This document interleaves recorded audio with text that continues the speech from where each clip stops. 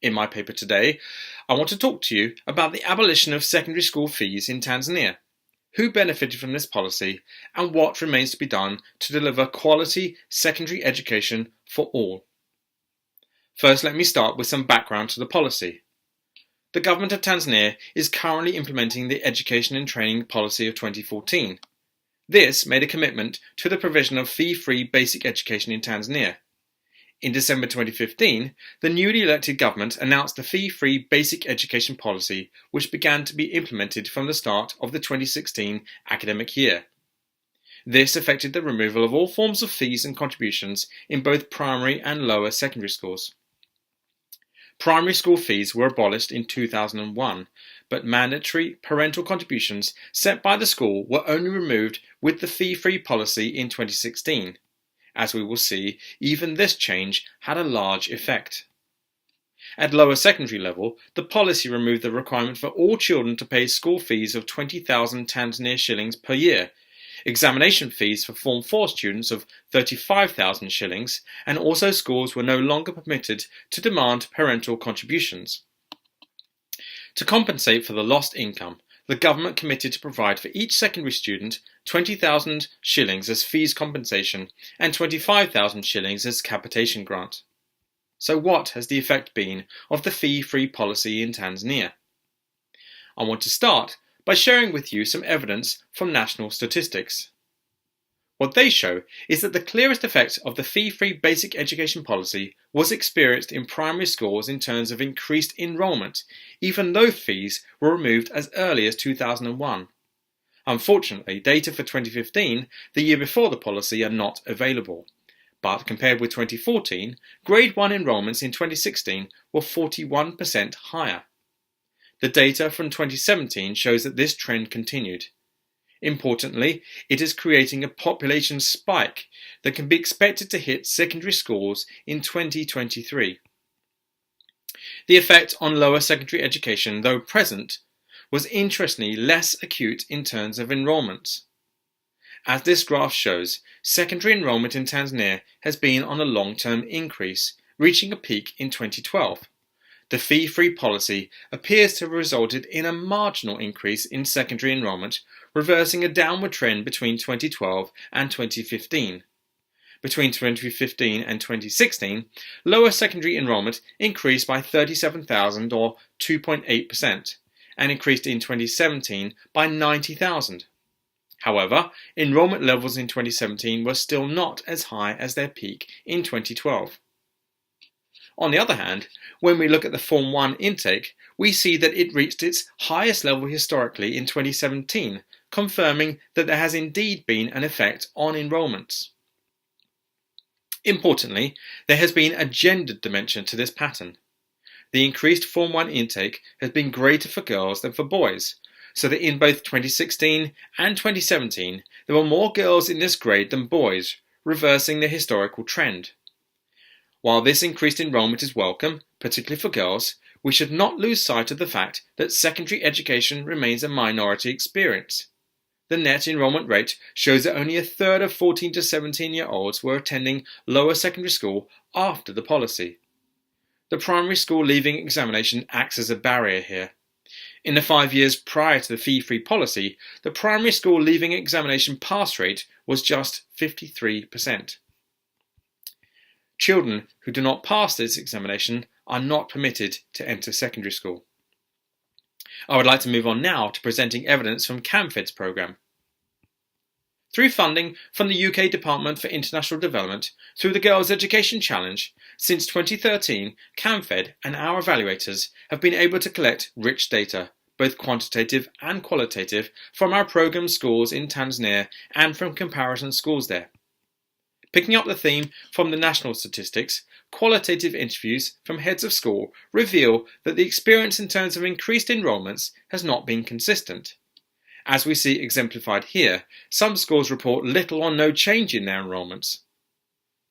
There is no big change after free education, this head of school told our evaluator in 2017.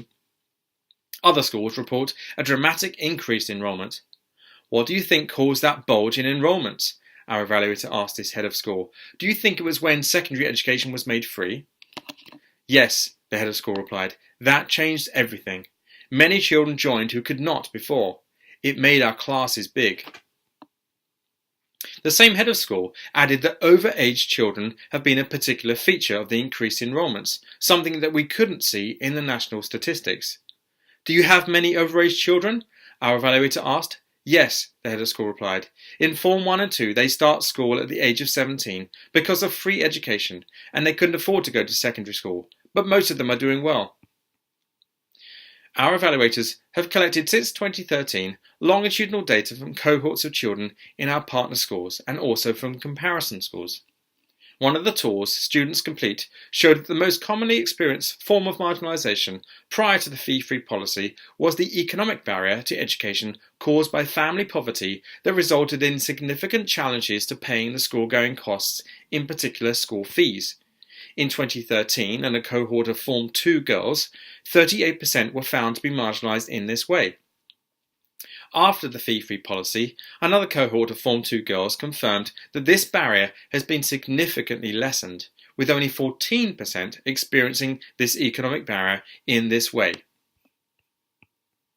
This is not to say that economic poverty has been lessened in Tanzanian communities, only that the barrier created by the requirement to pay school fees and parental contributions has been eroded.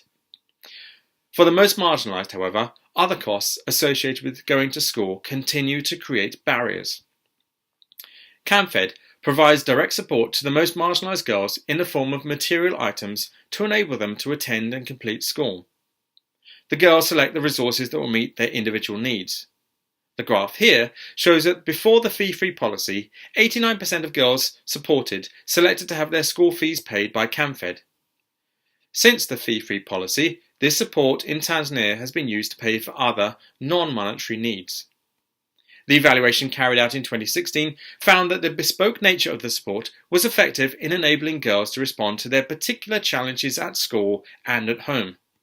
Certain items, such as uniforms, shoes and hostel fees, relieved parents of an immediate financial burden.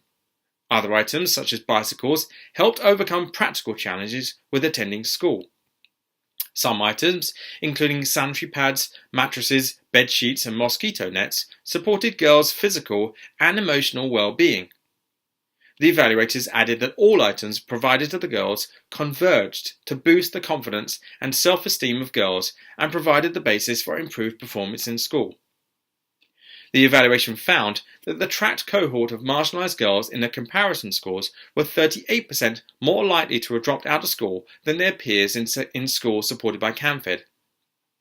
From CAMFED's experience and this evidence, it is clear that the poorest children in secondary schools in Tanzania face challenges that extend beyond the financial ones that have been addressed by the removal of fees and parental contributions, welcome though that policy most definitely is. Let me turn now to an unintended negative consequence of the fee-free policy, namely that the policy has unwittingly created gaps in schools' budgets.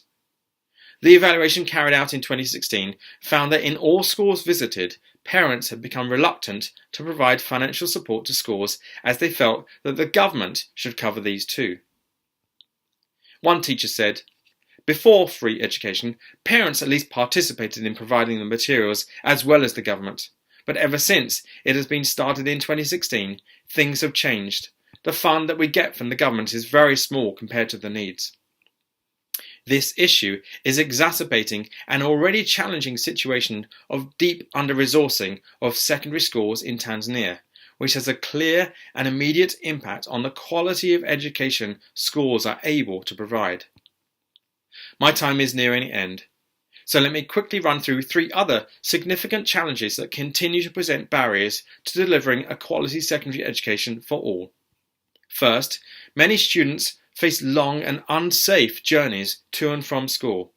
Journeys of 2 or more hours are not uncommon, and many children leave home without having eaten. They may also face harassment and abuse as they travel. Second, corporal punishment is prevalent in secondary schools in Tanzania.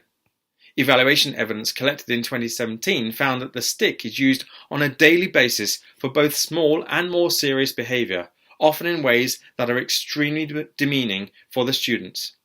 While teachers administer corporal punishment under the protection of the law in Tanzania, it has a negative impact on the self-esteem of students and their ability to feel safe within a school environment. Third, by far the most common reason for girls dropping out of school in Tanzania was found to be pregnancy, accounting for 3/4 of cases in the tracked cohort. Regular, compulsory pregnancy testing is commonplace in secondary schools, and girls found to be pregnant are expelled.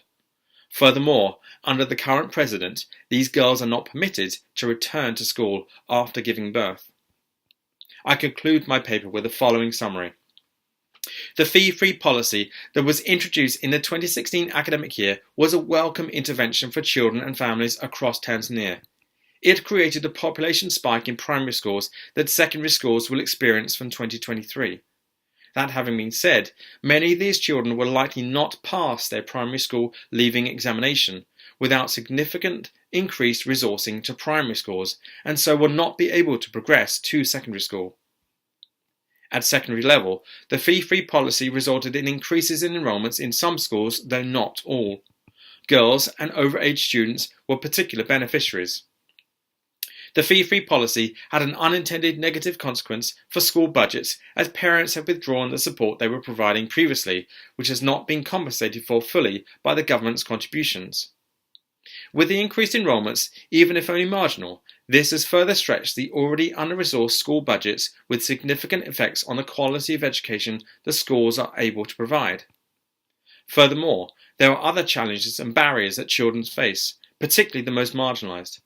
Other costs associated with going to school, practical challenges such as living far from school, items needed to ensure their physical and emotional well-being.